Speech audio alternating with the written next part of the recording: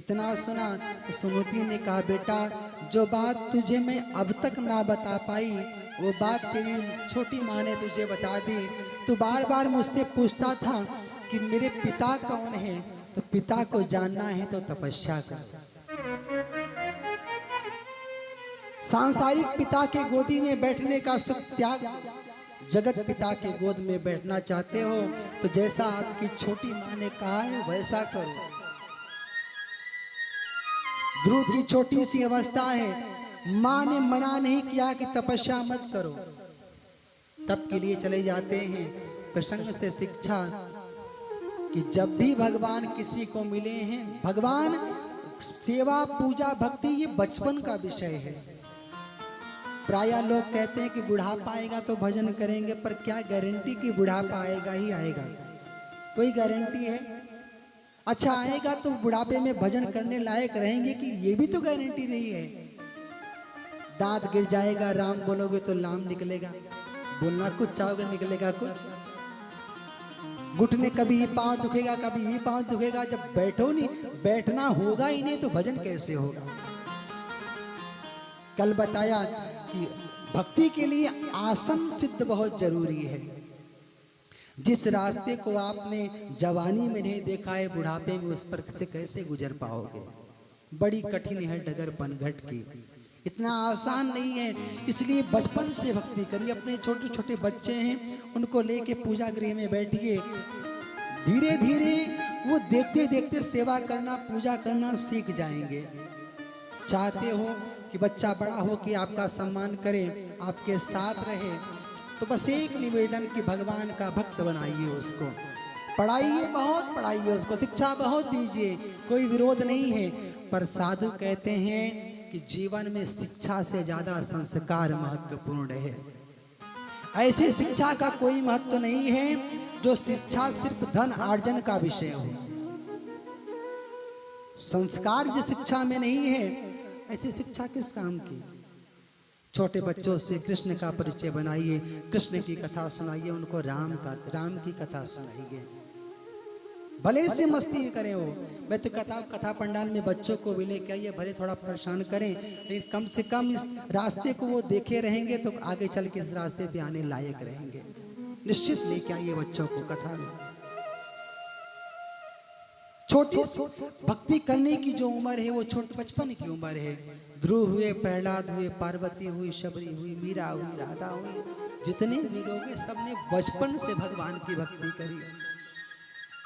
बुढ़ापे में भजन नहीं हो पाएगा ऐसा साधु कहते हैं। क्यों? जीवन का एक एक दिन चला ही जा रहा है, चली जा रही है उम्र, धीरे धीरे धीरे धीरे हम मौत के करीब पहुंच रहे हैं। बचपन भी बीता, जवानी भी बीती, यूं ही बीत जाएगा। कैसे? बचपन बीता खेल कूद में, भरी जवानी सोया। आया बुढ़ापा फिर तो सोचे क्या पाया क्या खोया। जीवन में पछतावा तब होता है जब समय निकल जाता है, लेकिन ऐसे पछतावे का कोई अर्थ नहीं रहता। हर बार कोई देखिए, जो सोया है उसको जगाया जा सकता है। कोई सोया हो गहरी नींद में, उसको जगाया जा सकता है, पर जो कोई सोने का बहाना किया हो, सोने का नाटक किया हो, उसको नहीं जगाया जा सकता है। जो सोया है उसको जगाया जा सकता है, पर जो सोने का बहाना किया है उसको नहीं जगाया जा सकता है। उसको और जगाओगे तो बोलेगा और नींद में है, बिल्कुल नहीं बोलेगा वो। इसलिए बार बार आपको कोई जगाने नहीं आएगा, बार बार आपको कोई बताने नहीं आएगा। अभी भी समय है, जब जागो तभी सवेरा। साधु कहते हैं उठे जाग मुसाफिर भोर भई, अब रैन कहाँ जो सोवत है। क्यों? जो सोवत है सो खोवत है, और जो जागत है सो पावत है। और ये प्रेम करण की रीति नहीं। आप कहते हैं भक्ति कर रहे हैं, नहीं, ये भक्ति नहीं, बिल्कुल दिखावा हो रहा है। भक्ति का प्रदर्शन है, दर्शन नहीं है। ये प्रीतिकरण की रीत नहीं, हरि जागत है तुम सोवत है। 10 बजे 11 बजे 12 बजे पूजा का कोई मतलब नहीं है। क्यों? ट्रैफिक बहुत हो जाता है। कहीं आपको जाना है सुबह 4 बजे 5 बजे निकल जाइए, रास्ता पूरा खाली मिलेगा आपको, बिल्कुल ट्रैफिक, कोई गाड़ी मोटर कुछ नहीं, कोई भीड़ भाड़ नहीं मिलेगी, आपकी यात्रा अच्छे से हो जाएगी। और वही दोपहर में जब निकलेंगे तो भीड़ भाड़ बहुत हो जाएगी, एक्सीडेंट होने का भी डर लगा रहेगा। कहने का मतलब सुबह भक्ति करोगे तो रास्ता खाली रहेगा, दोपहर में करने वाले बहुत हैं। कई बार फोन इंगेज आता है, नेटवर्क सर्वर ठीक नहीं रहता, लोग कहते हैं सर्वर ठीक नहीं, फोन नहीं लग रहा है, नेट नहीं चल रहा है।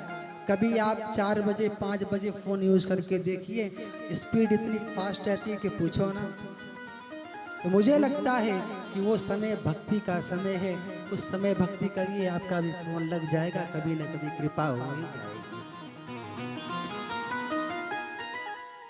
साधु कहते हैं कि ये समय चला जा रहा है। ध्रुव जी भगवान को पाने के लिए निकल पड़ते हैं और कहते हैं जीवात्मा परमात्मा से सीधे नहीं मिल सकता, तो मिलेगा कैसे? जीवात्मा को परमात्मा से मिलाने का कार्य कोई महात्मा करेगा, कोई साधु करेगा। हर किसी से उनकी मंजिल का पता नहीं पाया जा सकता है। ध्रुव तो निकल चुके पर विचार कर रहे हैं कि मुझे पूजा नहीं आती, भजन करना नहीं आता, वो कहाँ रहे कहाँ रहते हैं, मुझे इसकी भी जानकारी नहीं है, कैसे पाऊंगा उनको? तो सूत जी कहते हैं अचानक नारद जी मिल जाते हैं।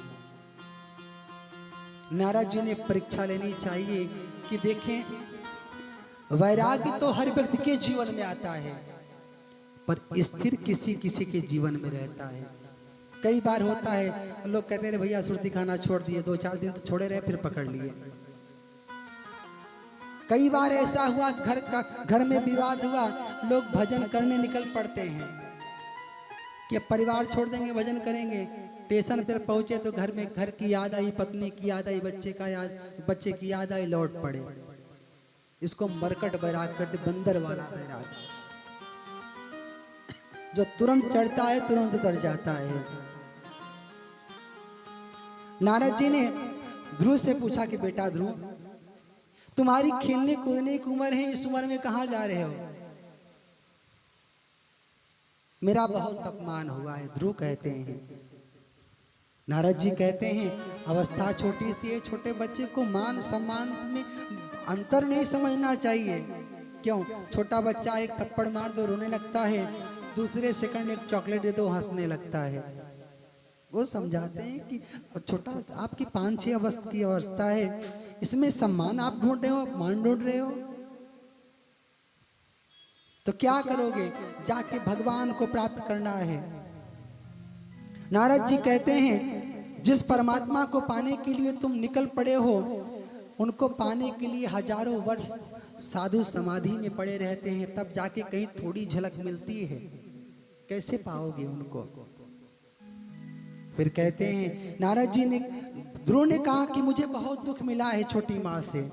नारद जी ने कहा कि बेटा को न काऊ सुख दुख कर दाता, ना कोई किसी को सुख देता है ना कोई किसी को दुख देता है, तो मिलता कैसे है?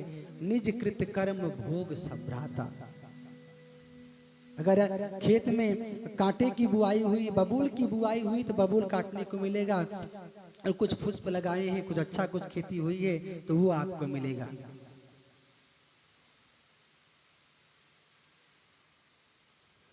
ध्रुव ने कहा कि महाराज आपकी बातें बहुत अच्छी हैं, आपका ज्ञान बहुत अच्छा है, पर सच बताऊं, क्या छलनी में जल को रोका जा सकता है? ध्रुव जी नारद जी से कहते हैं क्या छलनी समझ रहे, जिसमें आटा छान किया जाता है साफ, कहते क्या उसमें जल को रोका जा सकता है? नारद जी ने कहा नहीं। ध्रुव कहते हैं मेरी माँ के वचन से मेरा हृदय छलनी हो गया है, ज्ञान आपका बहुत अच्छा है, पर यहाँ रुक नहीं रहा है। और मैंने सुना है कि जब साधु किसी को मिल जाते हैं तो भगवान 100% मिल जाते हैं। कहते हैं कि जब साधु किसी को मिल जाते हैं तो मैंने सुना है भगवान मिल जाते हैं। या तो आप साधु नहीं हैं, क्यों? साधु होते तो भक्ति का मार्ग बताते मुझको। क्यों? मैंने सुना है क्या हो जब संत मिलन हो जाए, तेरी वाणी हरि गुण गाए, तब इतना समझ लेना अब हरि से मिलन होगा। तब इतना समझ लेना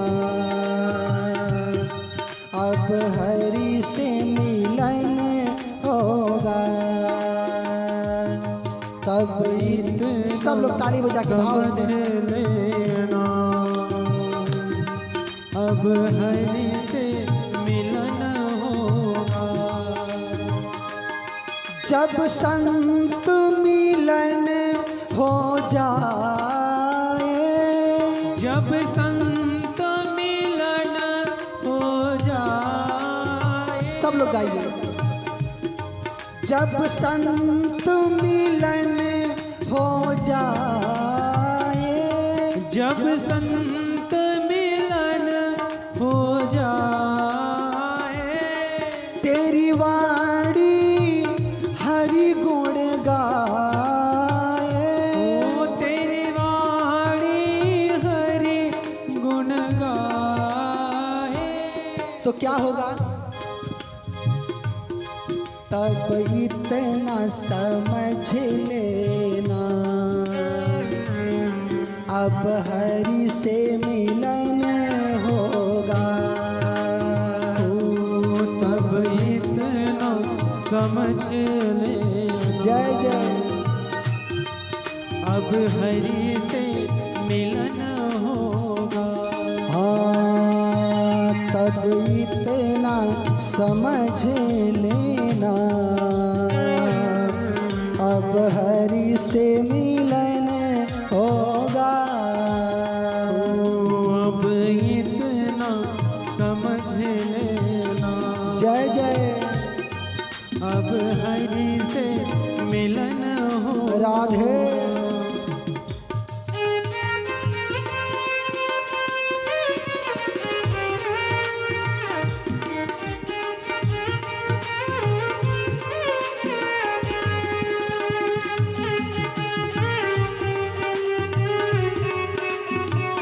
जय जय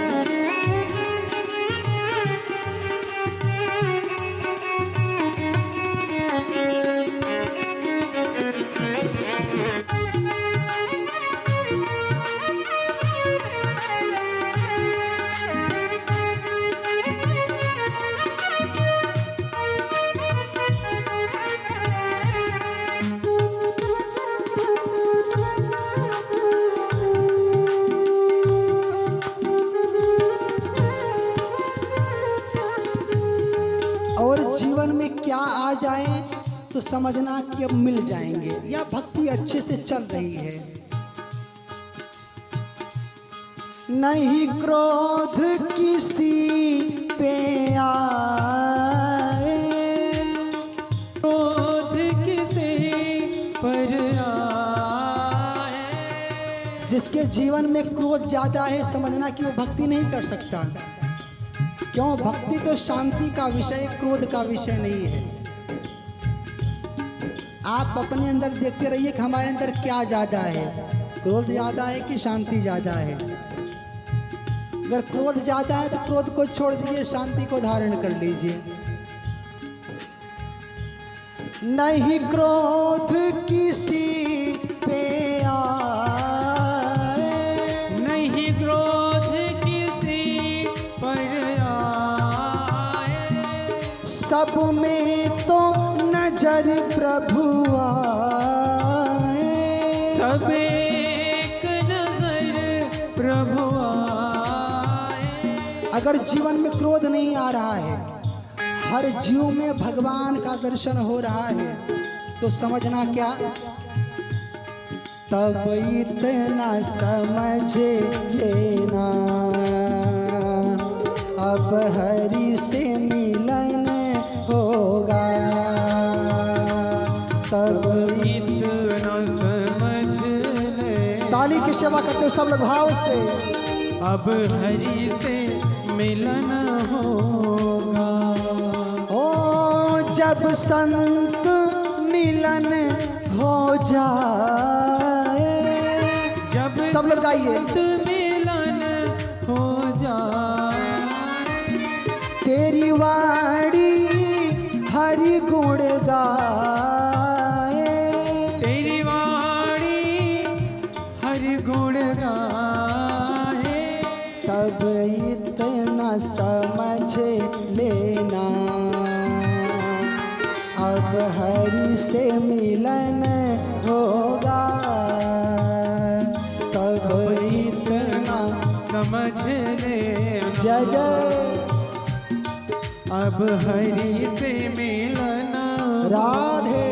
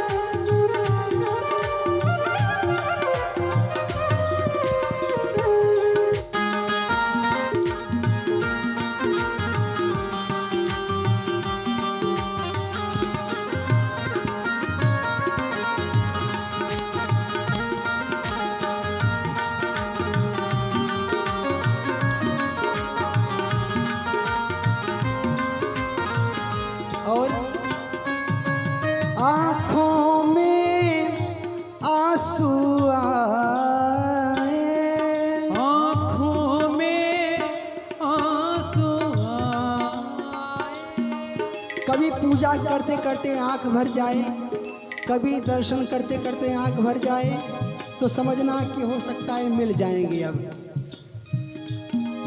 आँखों से आंसू आए, आँखों से आंसू आए, दिन रात याद हरि आए, दिन रात याद हरि आए, दूसरा कोई याद नहीं आए, बस उन्हीं की याद आए। साधु कहते हैं ये घटनाएं जीवन में अगर घटने लगी तो समझ लीजिएगा क्या, तब इतना समझ लेना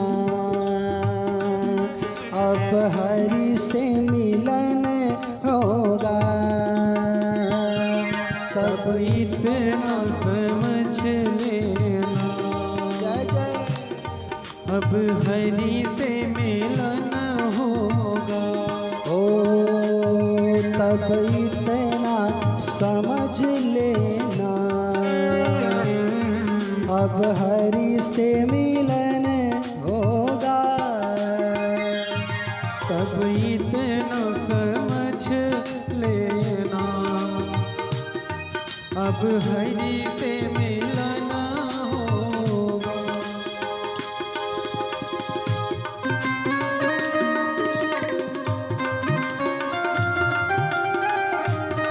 बोलिए कृष्ण कन्हैया लाल की।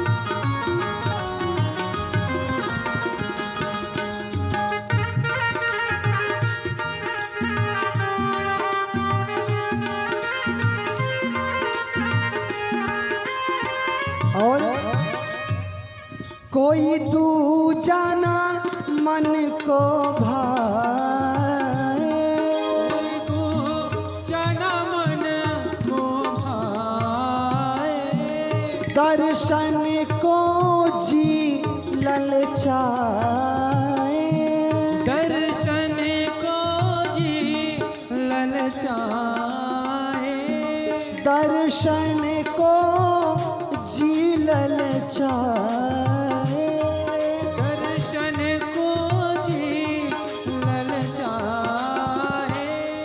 तब दोनों हाथ चल सब लोग ताली बजा के, तब इतना समझ लेना अब हरि से मिलन होगा, तब इतना समझ लेना कब हरि से मिलन होगा। जब संत मिलन हो जाए,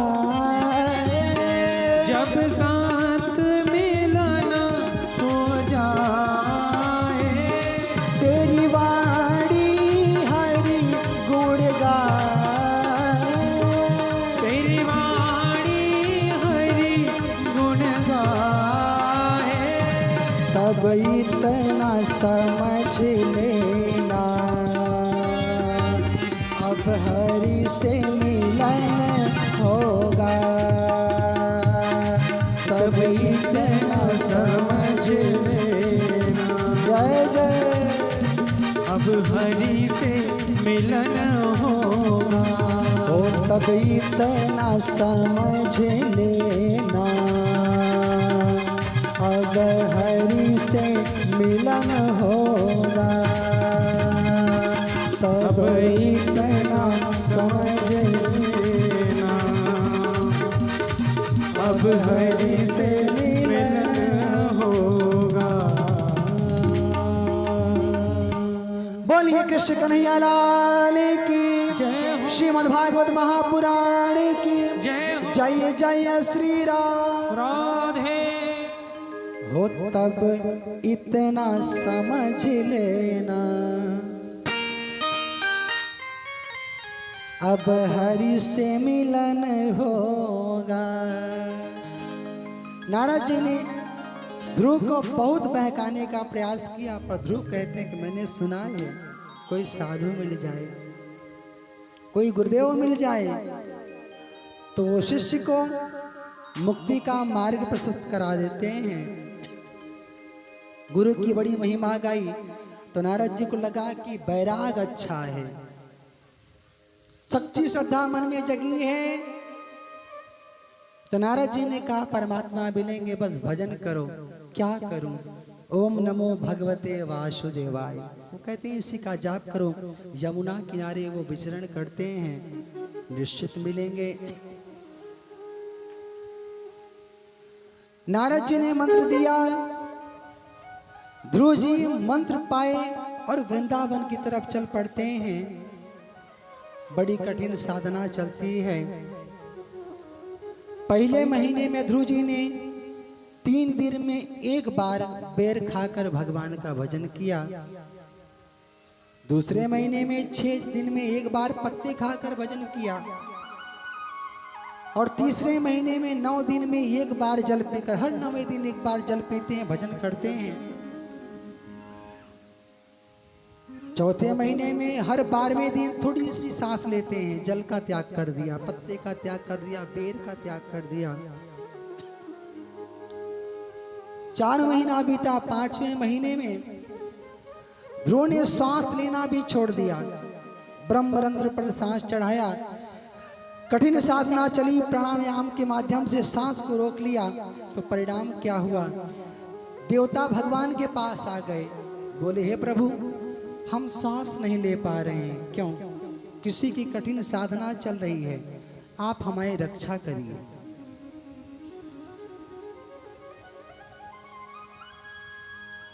विष्णु भगवान ने इतना सुना, सूत जी सौनकादि 88,000 ऋषियों से कहते हैं, ऋषियों भगवान तुरंत अपने गरुड़ पे सवार होते हैं और वेग से चलने को तैयार हुए तो देवताओं ने कहा दर्शन देने जा रहे हो? भगवान ने कहा नहीं, तब दर्शन करने जा रहा हूँ। क्यों? दुनिया मेरा भजन करती है, मैं मेरे भक्तों का भजन करता हूँ, मैं तो दर्शन करने जा रहा हूँ। भगवान पहुँचते हैं, ध्रुव आंखें बंद किए बैठे हैं, वन में सांवरी सूरत बसी है, आंखें खोल नहीं रहे हैं। भगवान ने बुलाने का प्रयास किया पर चित्त सांवरी सूरत में अटक गया है। ध्रुव के अंदर जो छवि थी, भगवान उस छवि को बाहर कर लेते हैं, हृदय से बाहर चले जाते हैं। अंदर से छवि हटी तो ध्रुव व्याकुल हो जाते कि जो अंदर थे वो कहाँ चले गए। व्याकुल हुए तो आंख खोले, जो अंदर थे वो सामने खड़े पड़े हैं। ध्रुव ना प्रणाम कर रहे हैं ना कुछ कह रहे हैं। ध्रुव हतप्रद हैं, भगवान से कोई उनका बात प्रलाप नहीं हो रहा है, कोई चर्चा नहीं कर रहे हैं। भगवान समझ गए कि बोलने की क्षमता नहीं है। भगवान ने किया क्या? भगवान अपना शंख ध्रुव के कपोल से लगाते हैं, गाल से लगाते हैं। शंख कपोल से लगा तो ध्रुव के अंदर बोलने की क्षमता आ जाती है। योन्तः प्रविश्य मंगवाच विमाम प्रक्षुप्ताम। ध्रुव भगवान की स्तुति करते हैं कि हे प्रभु, आपने मेरी सोई हुई वाणी को जगा दिया। आप ही कर्मेंद्रिय, ज्ञानेंद्रिय और प्राण को जीवित करने वाले हैं। ध्रुव भगवान की स्तुति करते हैं। भगवान ने कहा बेटा ध्रुव, आपने मुझे पाने के लिए तपस्या की है, मैं आ गया हूं, मुझसे जो मांगना है मांग लीजिए। ध्रुव ने कहा प्रभु, अगर आप मुझे कुछ देना चाहते हैं तो बस इतना दे दीजिए कि जीवन में कभी मांगने की इच्छा प्रकट ही ना हो, बस यही आप मुझको दे दीजिए। ध्रुव कहते हैं कि मांगने की इच्छा हो ही ना। और हम आप क्या करते हैं? थोड़ी सी पूजा करते हैं, सुख संपत्ति घर आवे, कष्ट मिटे तन का। थोड़ी सी अगरबत्ती जलाते हैं, थोड़ा सा प्रसाद चढ़ाते हैं, कोई सेवा, कोई समर्पण, कोई भाव नहीं, पर लिस्ट बड़ी लंबी है। मांगा उससे जाता है जो ना जानता हो। छोटा बच्चा अगर रोता है तो मां समझ जाती कि इसको दूध की आवश्यकता है। उसके रोने के भाव से समझ जाती कि दूध की आवश्यकता नहीं, कुछ तबीयत खराब है इसकी। ठीक उसी प्रकार भगवान से मांगने की जरूरत नहीं। हरि अंतर्यामी सब जाने, वो सब कुछ जानते हैं। भगवान सब कुछ जानते हैं तो उनसे मांगने की इच्छा नहीं। ध्रुव भगवान से कहते कि प्रभु, अब कछु नाथ न चाहिए मोरे। अब कछु नाथ न चाहिए मोरे।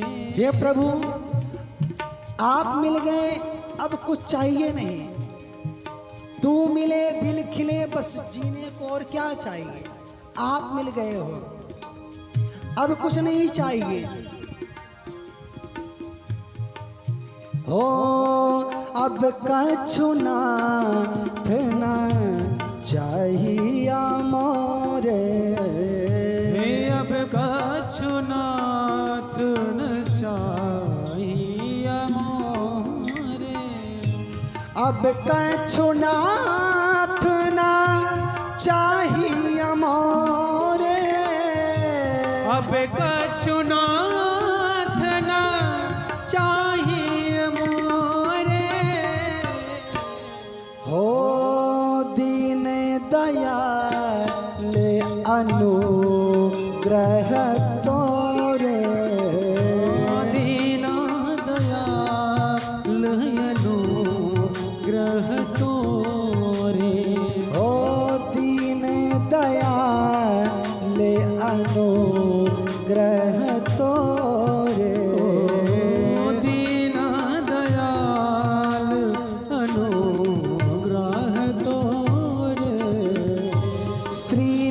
ताली की सेवा कर दो सब लोग भाव से। श्री राम जय जय राम जी।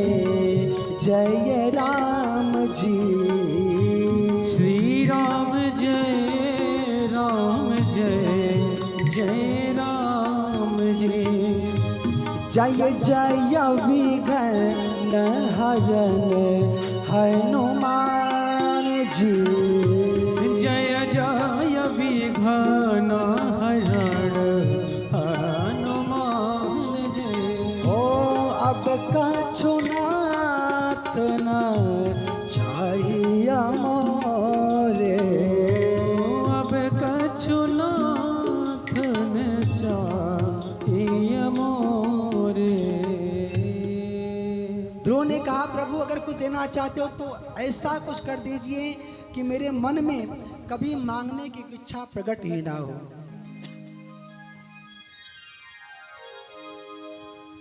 जब इतना कहा तो भगवान ने कहा नहीं, राज्य के लिए सिंहासन के लिए यहाँ आए थे, पिता की गोद में बैठना चाहते थे, इसलिए अभी जाके राज्य करो, फिर एक समय ऐसा आएगा कि आप परम धाम को प्राप्त करेंगे।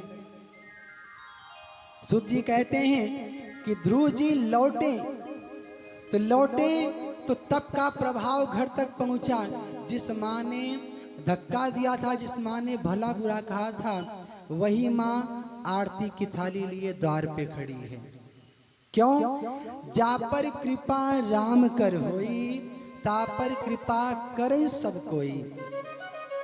जिस पर वो कृपा करते हैं उस पर सब कृपा करते हैं, ऐसी ये कथा कहती है। ध्रुव की सौतेली माँ ने ध्रुव का स्वागत किया और ध्रुव 36,000 वर्ष तक राज किए। ध्रुव के भाई हैं उत्तम, एक बार जंगल गए थे, यक्षों के द्वारा मारे जाते हैं। वो यक्षों से उनका युद्ध होता है, मर जाते हैं। ध्रुव क्रोध में आकर अनेकों यक्षों को मार देते हैं कि मेरे भाई को मारा यक्षों ने। ध्रुव बहुत यक्षों को मारते हैं। तब मनु महाराज प्रकट होते हैं, ध्रुव को समझाया कि बेटा ध्रुव, युद्ध विश्राम करो, साधु को यह कार्य शोभा नहीं देता, साधु का स्वभाव तो दया का होता है। फिर ध्रुव जी युद्ध विश्राम देते हैं। 36,000 वर्ष पूर्ण होता है। ध्रुव के लिए दिव्य विमान आता है। ध्रुव जैसे विमान पर चढ़ने को तैयार हुए, एक देवी जी सामने खड़ी। ध्रुव ने परिचय पूछा कि देवी जी आप कौन हैं? मैं मृत्यु की देवी हूं, जो धराधाम पर आया मेरा स्पर्श किए बिना जा नहीं सकता है। स्पर्श? ध्रुव ने कहा ठीक है, थोड़ा सर नीचे करो। सूत जी कहते हैं उस देवी ने सर नीचे किया। ध्रुव मृत्यु की देवी के ऊपर पांव रख के रथ पे सवार होते हैं। रथ पे बैठे, रथ आगे बढ़ा तो ध्रुव को थोड़ी पीड़ा हुई कि माँ रह गई पीछे। माँ की याद आने लगी तो सेवकों ने पूछा महाराज क्या बात है, आप दुखी हैं? मेरी माँ नहीं है। सेवकों ने कहा आगे एक रथ जा रहा है, उसमें ध्यान से देखिए।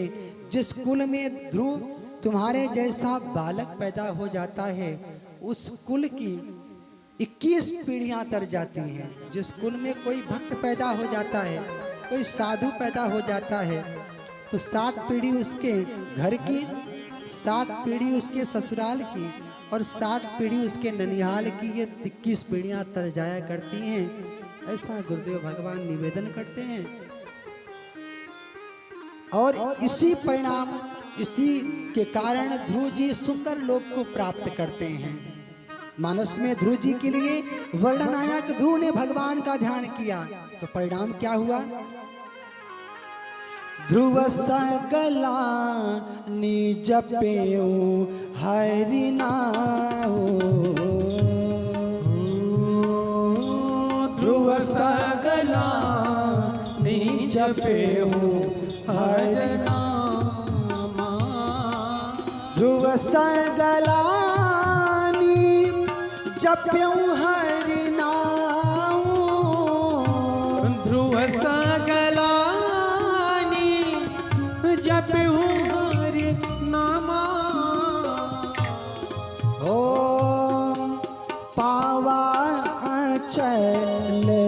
अनुपम ठाऊं। पावाय चलयनु पमठावा। हो ध्रुव सगलानी जपू हरि नाम। ध्रुव सगलानी जपू हरि नाम। ध्रुव जी ध्रुवलोक को प्राप्त करते हैं। सूत जी कहते हैं इन्हीं ध्रुव जी के वंश में महाराज बेन हुए। अब इनकी वंशजों की थोड़ी चर्चा होती है। ध्रुव जी के वंश में एक राजा हुए, अंग अंग के बेटा हुए बेन।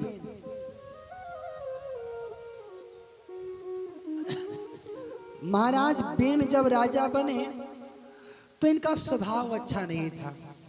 इन्होंने ये ढिंडोरा पिटवा दिया, न यष्टव्यम न दातव्यम न होतव्यम द्विजः क्वचित्।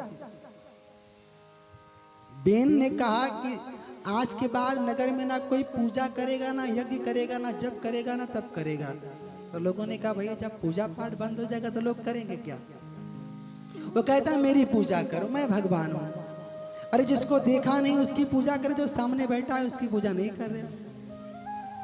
अब साधुओं को बड़ा बुरा लगा कि कैसा राजा है। थोड़ा थोड़ा आप सब आगे आ जाइए ताकि मान लो जो पीछे से आए उनको भी बैठने की जगह मिल जाए। और सही सही में आगे बढ़ जाइए कि नहीं, जगह ही पर ऐसे ही ना करिए, आगे आ जाइए थोड़ा थोड़ा। बेन ने कहा कोई पूजा नहीं करेगा। माता पिता का सम्मान बेन के राज्य में होना बंद। माना ही मात पिता नहीं देवा, साधुन सन करवावे सेवा। जो माता पिता का सम्मान ना करता हो, जो साधु की सेवा ना करता हो, तो ऐसे व्यक्ति को ते जानहु निश्चर संप्राणी, उनको राक्षस ही समझो। जो माँ बाप का सम्मान ना करे, माने ही मात पिता नहीं देवा, साधुन सन करवावे सेवा। जिनके यह आचरण भवानी, ते जानहु निश्चर संप्राणी।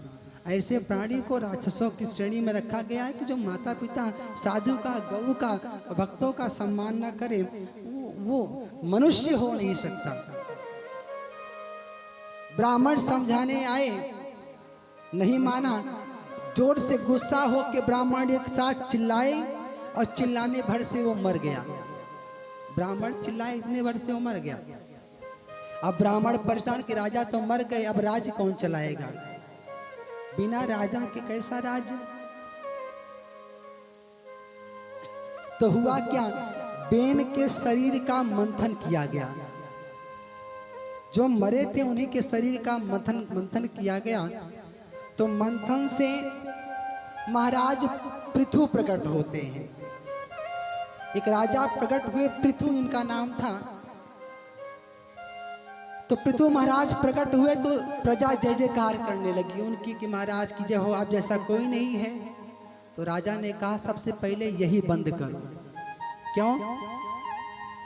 जब राजा बिना कुछ किए ही जय जयकार पाएगा तो काहे कोई काम करेगा?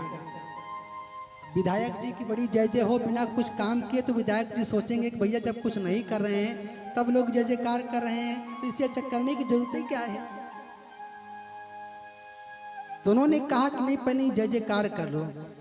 प्रजा को शिक्षा दिया उन्होंने कि जो राजा प्रजा से कर लेता है और उस कर के बदले में शिक्षा उसको धर्म की नहीं देता, वह राजा नरक का अधिकारी होता है, प्रजा के पाप को खाता है। वो कहते हैं जासु राज प्रिय प्रजा दुखारी, सो नृप अवश्य नरक के अधिकारी। जिस राजा के राज्य में या जिस नेता के राज्य में प्रजा अप्रसन्न होती है, दुखी होती है, वह अवश्य ही नरक का अधिकारी होता है। ऐसी एक कथा कहती है। इतनी चर्चा कर रहे थे, उसी समय सनत कुमार, ब्रह्मा जी के 4 बेटा वो प्रकट हो जाते हैं। वो कहे महाराज बड़ा अच्छा बात बता रहे हो एक काम करो, जीव का कल्याण कैसे हो ये बताइए। बड़ी अच्छी बात आप बता रहे हो। तो राजा पृथु कहते हैं कि महाराज, जो व्यक्ति अपना कल्याण करना चाहे उसको जीवन में दो काम करना चाहिए। क्या? सांसारिक प्रपंच में ना पढ़कर भगवान का भजन करना चाहिए और सभी प्राणियों में परमात्मा का दर्शन करना चाहिए। जैसे लिखा मिलेगा, आप कैमरे की नजर में तो लोग सतर्क हो जाते हैं कि यहाँ कुछ गलत ना किया जाए, पर ईश्वर तो सब कुछ देख रहा है तो लोग फिर भी करते हैं। ये थोड़ी परेशानी है जीवन में। उस कैमरे से डरने की आवश्यकता नहीं, पर उधर डरना चाहिए थोड़ा उनसे। भय, जीवन में अगर भय नहीं रहेगा तो आपसे गलतियां होती रहेंगी। पत्नी को यदि पति से भय नहीं रहेगा तो पत्नी अपने मन का करेगी, और पति को अगर पत्नी से भी भय नहीं रहेगा तो वो भी अपने मन का करेगा। दोनों बातें हैं, ऐसा नहीं है के लिए नहीं बोल रहे हैं। गुरु को अगर शिष्य का डर नहीं रहेगा, शिष्य को अगर गुरु का डर नहीं रहेगा तो शिष्य कुछ भी करेगा। विचार करिए कि अगर चोरों को पुलिस से डर ना हो तो आए दिन चोरी छिनौती ये सब होता रहे। जीवन में वह व्यक्ति कभी गलत नहीं कर सकता जिसके अंदर डर बना रहेगा। परिवार का डर, समाज का डर। जीवन आपका नहीं है, आपके परिवार का है, फिर परिवार का है, परिवार के बाद समाज का है, फिर प्रदेश का है, फिर देश का है, फिर विश्व का। जीवन अपना बिल्कुल नहीं है। लोग कहते हैं कि हमारा जीवन है, हम जैसा मर्जी वैसा रहेंगे, जो मर्जी वो पहनेंगे, जो मर्जी सो खाएंगे। ऐसा बिल्कुल नहीं है।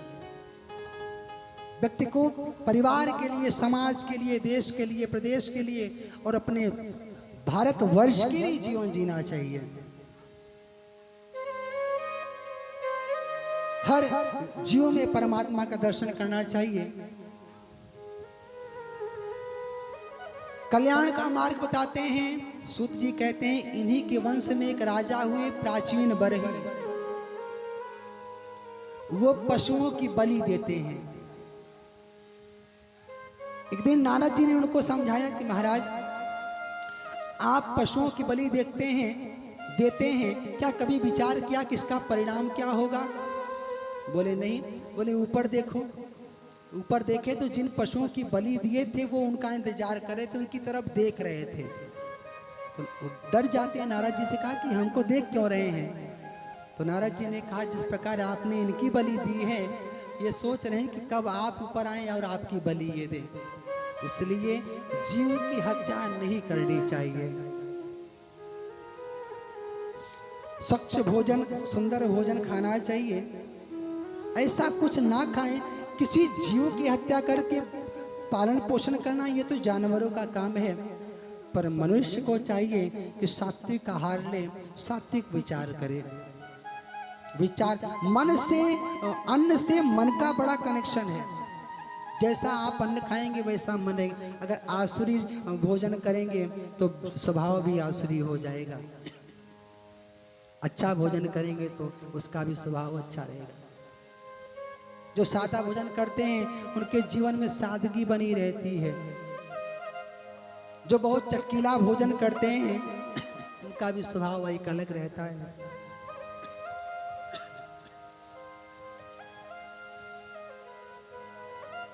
प्राचीन बरही राजा हैं, उनके 10 पुत्र हुए जो प्रचेतागण कहलाए। तो 10 पुत्रों से एक बार नारद जी की भेंट हुई। कथा बड़ी गूढ़ है, बहुत ध्यान से सुनिए। तो प्रचेतागण प्राचीन बरही के पुत्र हैं। एक बार उनकी मुलाकात नारद जी से हुई। नारद जी से उन्होंने पूछा कि भगवान को अगर प्रसन्न करना हो जल्दी तो क्या करना चाहिए? प्रचेतागण ने नारद से पूछा कि अगर भगवान को जल्दी प्रसन्न करना है तो क्या करना चाहिए? तो नारद जी ने कहा 3 काम करना चाहिए। क्या? सर्वप्रथम जीव मात्र पर दया करनी चाहिए। छोटा हो, बड़ा हो, कैसा भी हो, जीव है, हर जीव के अंदर ईश्वर का अंश है। ईश्वर अंश जीव अविनाशी। मैंने कल बताया कि चींटी के पग घुंघरू बाजे वो भी साहब सुनता है। कई बार चींटी को आए दिन लोग ऐसे ही मसल देते हैं। तो जो दंड मृत्यु किसी को मार देने से लगता है, जो धाराएं लगती हैं, वही धाराएं चींटी के मारने के बाद भी लग सकती है। ये तो मान लो वो लोग केस नहीं करते, नहीं तो ये व्यवस्था है। नारद जी ने कहा अगर भगवान को जल्दी प्रसन्न करना है तो सबसे पहले जीवों पर दया करना सीखो। दूसरा, हर परिस्थिति में संतुष्ट रहना सीखिए। ईश्वर ने जो दिया है रूखा सूखा उसी में संतुष्ट रहिए। क्यों? चाह किसी की पूरी नहीं हुई।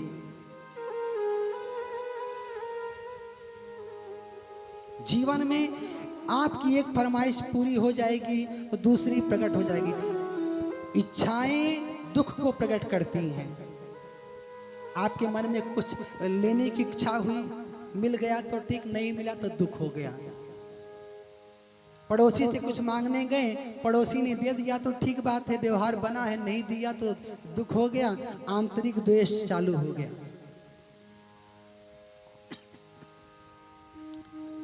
तो जीवन में इच्छाएं ही दुख की जननी है। पहला जीव मात्र पर दया करना, दूसरा हर परिस्थिति में संतुष्ट रहना, और तीसरा अपनी इंद्रियों पर पूरी तरह नियंत्रण रखना। जीवा पर कान से ऐसा कुछ ना सुने जो आपके मन को बेकार कर दे, खराब कर दे। आंखों से ऐसा कुछ ना देखिए कि जो आपके मन को बिगाड़ दे। वाणी से ऐसा बोलिए कि ऐसी वाणी बोलिए मन का आपा कोई। भगवान ने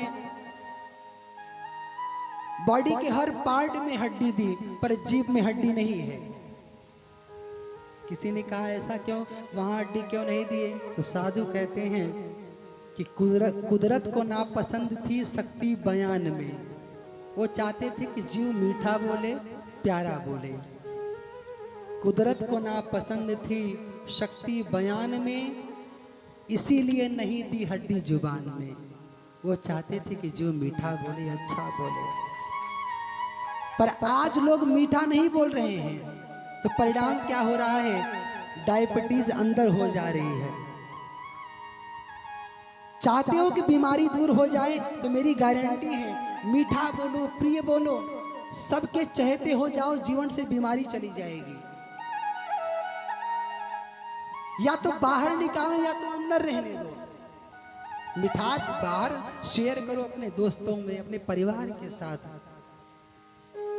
बाहर मिठास निकाल दोगे तो अंदर शुगर रह नहीं जाएगा, नहीं तो फिर अंदर वो इकट्ठा हो जाएगा, फिर समस्या। डॉक्टर ने ये खाने को मना किया है, डॉक्टर ने वो खाने को मना किया है। इसलिए मीठा बोलो।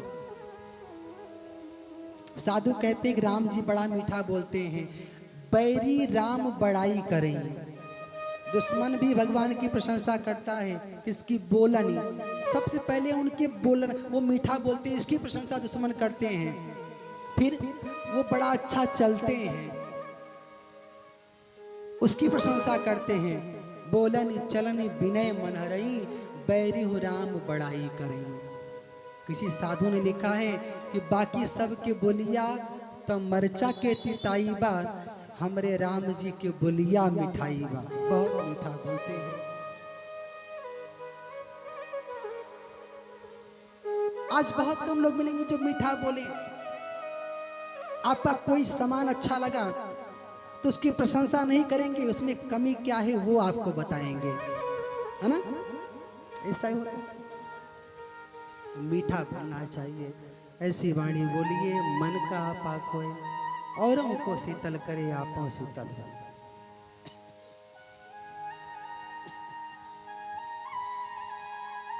स्वभाव भगवान का बड़ा प्यारा है। साधु कहते हैं कि ऐसा सुंदर स्वभाव कहाँ पाया? हे प्रभु, आपने ये स्वभाव पाया कहाँ से? और मुझे ये बताइए कि दुनिया को तो आप बनाते हैं, राघव जी तुम्हें ऐसा किसने बनाया? मैंने सुना है दुनिया को आप बनाते हैं, आपको इतना मीठा किसने बना दिया?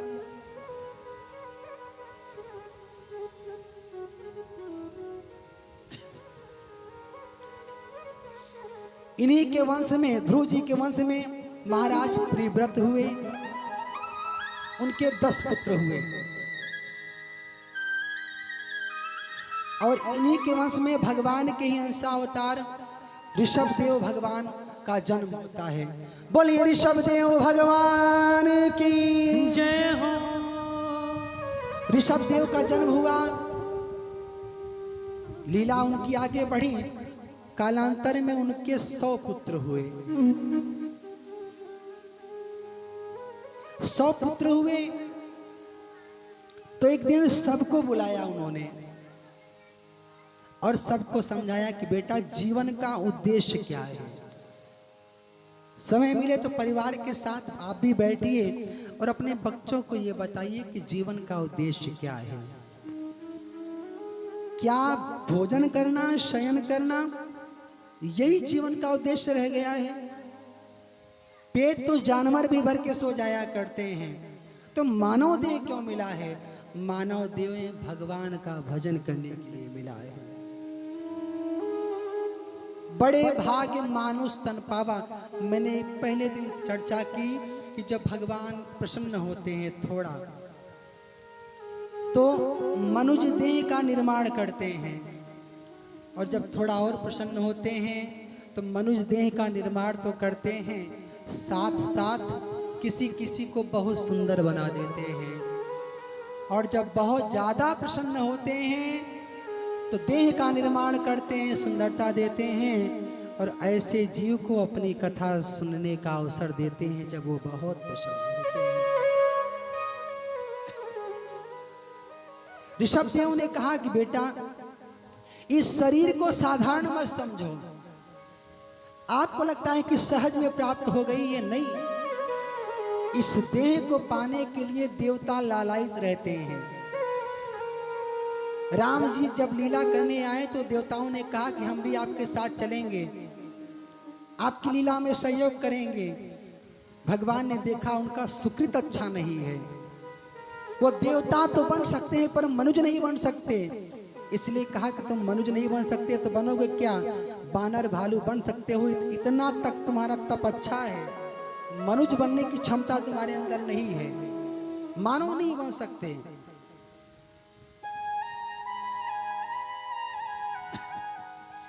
इसलिए मानव तन मिले तो मानव तन से भगवान का भजन करना चाहिए, साधु की सेवा करनी चाहिए, गौ की सेवा करनी चाहिए, अपने राष्ट्र की सेवा करनी चाहिए। सेवा का कभी अवसर मिले तो परमात्मा को धन्यवाद दीजिए कि उन्होंने आपका चुनाव किया है सेवा के लिए। साधु कहते हैं शरीरिया राउर हमें भगवान बाबूजी। ये शरीर साधारण नहीं, भगवान का एक पिंड है, चलता फिरता। तो करना क्या है? पल पल राखी कर नीमन से ध्यान बाबूजी। इसका ध्यान भी रखना है कि कोई खराबी, कोई कमी नहीं आए। इस प्रकार कपड़े का ध्यान रखते। कपड़ा महंगा लिया, थोड़ा महंगा कपड़ा लिए तो उसका बहुत ध्यान रखते हैं, आला से धोते हैं, अच्छा डिटर्जेंट लाते हैं, अच्छे दर्जी के यहाँ उसको सिलवाते हैं कि कोई खराबी ना आ जाए। थोड़ा सा महंगा कपड़ा 1000-2000 मीटर का, इससे ज़्यादा तो नहीं।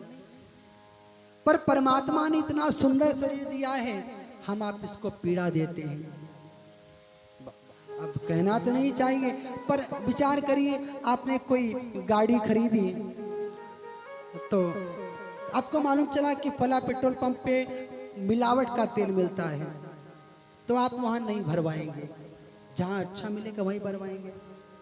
तो परमात्मा ने इतना सुंदर शरीर दिया है, तो न जाने क्यों लोग ऐसा कुछ खाते पीते हैं कि जो शरीर को नुकसान देता है। व्यसन करते हैं, मदिरा पान करते हैं। साधु कहते हैं कि जीवन में सबसे बड़ा पाप मदिरा पान करने का है।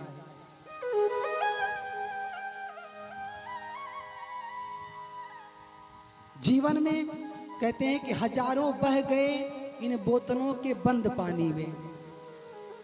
जीवन में जितना पीछे आपको ये व्यसन लेके जाएगा उतना और कोई कारण नहीं लेके जाएगा। किसी व्यक्ति ने जीवन में कोई पाप नहीं किया है, भगवान के धर्मराज के दरबार में पहुंचा तो धर्मराज ने कहा कि आपने कोई पाप नहीं किया, कुछ तो कर लीजिए क्योंकि थोड़ा जरूरी है। थोड़ा ऑप्शन देते हैं, किसी स्त्री के साथ गमन कर लीजिए या किसी का वध कर लीजिए या मदिरा पान कर लीजिए। उसने कहा किसी स्त्री के साथ कुछ करना बड़ा अपराध होगा, नहीं नहीं ये नहीं होगा। किसी की हत्या ये भी नहीं कर पाएंगे, हम साधु हैं। बोले ये मदिरा ठीक है, इसको पीने में कोई समस्या नहीं है। तो उसको पिए तो मति खराब हो गई। पीने के बाद वो स्त्री के साथ रमण भी कर लिए और किसी का वध भी कर दिए। कहने के बाद पिया एक चीज और काम तीनों कर दिए। इसलिए जीवन में ये सब व्यवस्थाएं अंदर नहीं होनी चाहिए। शरीर को बहुत सुंदर रखिए। ई शरीर याराउर हमें भगवान बाबूजी, ई शरीर याराउर हमें भगवान बाबूजी, ई शरीर याराउर हमें भगवान बाबूजी, ई शरीर याराउर हमें भगवान बाबूजी। पल पल राखी करनी मन से ध्यान बाबूजी, पल पल राखी करनी मन से ध्यान बाबूजी। सही कह रहे हैं कि नहीं हम?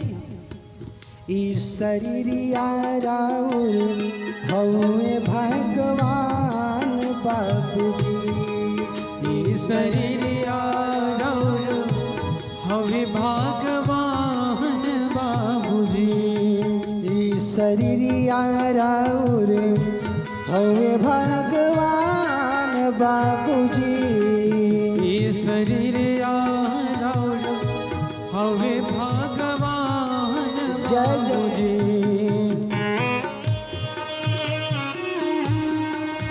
ताली की सेवा करते हो सब लोग भाव से।